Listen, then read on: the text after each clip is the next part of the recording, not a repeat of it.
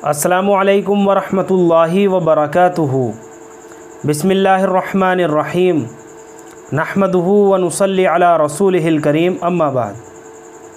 मेरे प्यारे भाइयों और अज़ीज़ साथियों, आज की इस वीडियो में हम बात करने वाले हैं कि अपने मकाम पर पहुंचकर हम काम किस तरह से करेंगे, और इस बारे में एक सवाल भी किया गया है इस ताल्लुक़ से।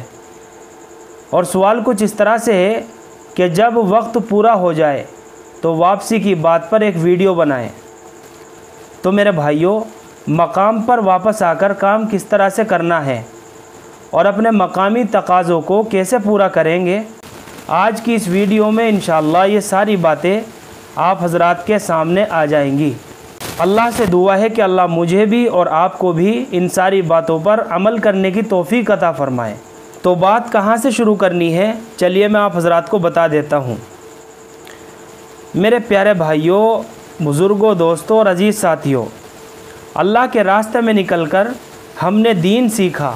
रोज़ाना हमने गश्त किए, तहज्जुद, इशराक़, चाश्त, अव्वाबीन और पाँचों नमाज़ों का एहतमाम किया। कुरान पाक की खूब तिलावत की, तस्बीहात की भी पाबंदी की। और हमें अभी घर जाना अच्छा भी नहीं लगता, लेकिन घर के भी तकाज़े हैं, इसलिए जाना पड़ता है। अल्लाह हमारे इस निकलने को बेइंतहा कबूल फ़रमाए। और ये बात आप हज़रात अच्छी तरह समझ लीजिए कि घर के तकाज़ों को पूरा करने और अल्लाह के रास्ते में फिर से निकलने की तैयारी के लिए घर पर जा रहे हैं। इस बात को सारे साथी अपने जहन में रखें। इस नीयत से हमें घर जाना है। हमने अल्लाह के रास्ते में निकलकर जो दीन का और दावत का काम सीखा है, उसी काम को मकाम पर जाकर भी करना है। ये जिहाद असगर था, अब हम जिहाद अकबर की तरफ लौट रहे हैं। और यहाँ पर हम फारिग थे बस इसी काम के लिए, लेकिन मकाम पर जाएंगे तो वहाँ पर बहुत सारे तकाज़े होंगे और उसके साथ साथ दावत के काम का भी तकाज़ा होगा। सब तकाज़ों के साथ साथ दावत का तकाज़ा भी पूरा करना है। ये जिहाद अकबर है। अल्लाह हम सब को मौत तक इस्तिक़ामत के साथ इस काम में जुड़े रहने की तौफ़ीक़ अता फ़रमाए। मेरे प्यारे भाइयों, अब यहाँ से जब हम जाएं तो सबसे पहले साथियों में जो कुछ भी अनबन हो गई हो वो माफ़ कराते हुए, सुलह सफ़ाई कराते हुए निकलें, क्योंकि ये हुकूकुल इबाद है।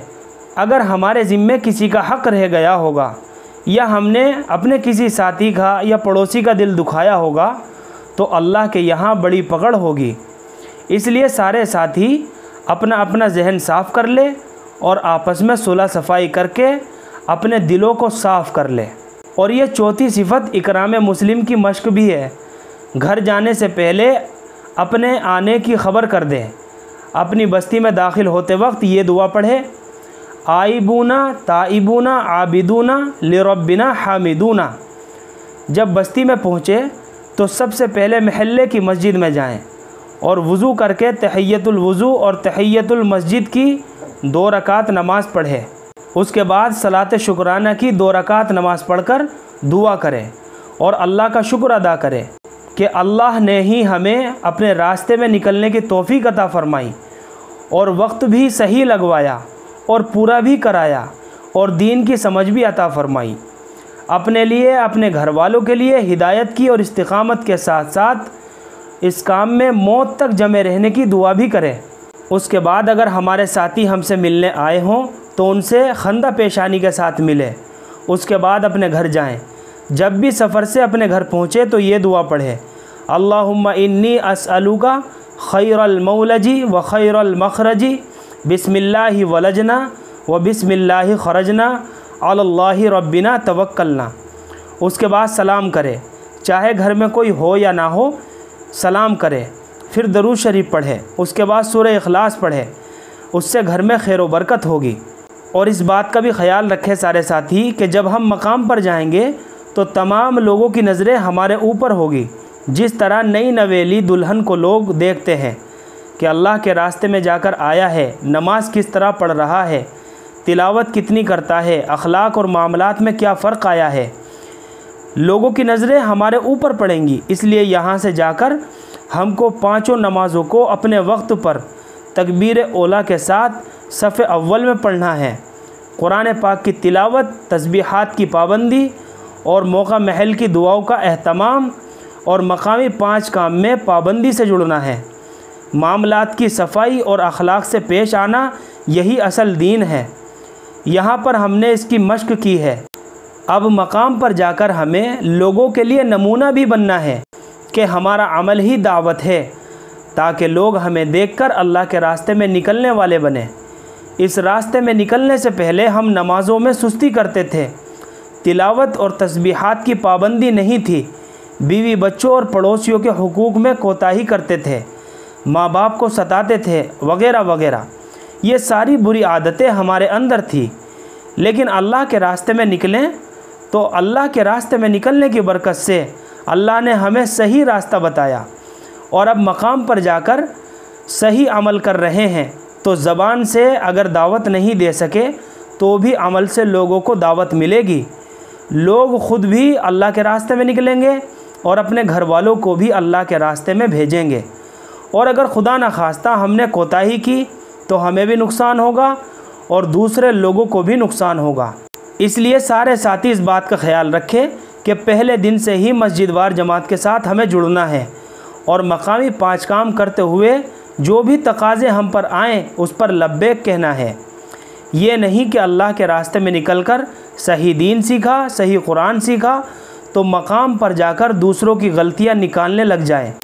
अल्लाह ने ये सब हमें इसलिए नहीं सिखाया कि हम दूसरों के ऊपर तान कसें या दूसरों को बुरा भला कहें या उल्टा सीधा कहें, बल्कि काम करने के लिए सिखाया है। इसलिए अगर किसी से कोई गलती भी हो जाए तो मौका महल देखकर प्यार और मोहब्बत से और बड़ी आहिस्ता से उनको बताया जाए, वरना हमें तो अपनी गलतियों को देखना है, दूसरों की गलतियों पर उंगली नहीं उठानी। इससे तो तोड़ पैदा होगा। हमें तो सबको जोड़ना है। जिसको जोड़ते और जुड़ते आ गया और माफ़ करते और माफ़ी मांगते आ गया, वो इस काम को कर सकता है और दाई बन सकता है। इसलिए सबसे पहले अपनी इस्लाह की फ़िक्र हो कि अपने अंदर क्या क्या कमियां हैं, हमारे अंदर क्या क्या कमी और कोताही है, उसको दूर करने की कोशिश की जाए। दूसरों की इस्लाह की फ़िक्र में ना पड़ें। सबसे पहले अपने आप को उसूलों का पाबंद बनाएं, दूसरों को भी उसूलों पर चलाने की फ़िक्र में ना पड़ें। उसूल अपने लिए हैं, दूसरों के लिए तरगीब है। दूसरों का इकराम और ख़िदमत करें, ख़िदमत लेने की फ़िक्र में भी ना पड़े। इस तरीके पर जो साथी काम करेगा वो आगे बढ़ेगा और जमेगा, और जो दाई इस काम में जम गया, अल्लाह जल्ल शानहू उसे दुनिया में 5 इनाम देंगे। नंबर 1, वो हर एक का महबूब होगा। नंबर 2, उसकी हर एक चीज़ में बरकत होगी। नंबर 3, दुआओं से उसके सारे काम बनेंगे। नंबर 4, अल्लाह वालों की दुआओं में उसका हिस्सा मिलेगा। नंबर 5, दाई की नस्लों में दीन चलेगा। तो ये 5 इनाम अल्लाह रब्बुल इज़्ज़त अता फ़रमाएंगे। जो साथी इस काम में इखलास के साथ जम गया और काम करेगा, अल्लाह रब्बुल इज़्ज़त उसको ये 5 इनाम अता फ़रमाएंगे।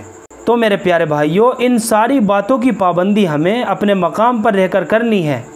अगर इन सारी बातों को हमने अपने दिल के अंदर उतार लिया और इखलास के साथ हम काम करने वाले बन गए, तो अल्लाह रब्बुल इज़्ज़त खुश होकर हमारी दुनिया भी बनाएंगे और आखिरत भी बनाएंगे। इन तंसुरुल्लाह यंसुरुकुम, अगर तुम अल्लाह के दीन की मदद करोगे तो अल्लाह तुम्हारी मदद करेगा। साफ़ ऐलान है कुरान का। तो भाइयों, बुज़ुर्गों, दोस्तों, ये मकाम पर वापसी की बात थी जो अभी मैंने आप हज़रात को मुख्तसर अंदाज में बताई है। अल्लाह से दुआ है कि अल्लाह मुझे भी और आपको भी अमल की तौफ़ीक़ अता फ़रमाए। फ़क़त वस्सलाम।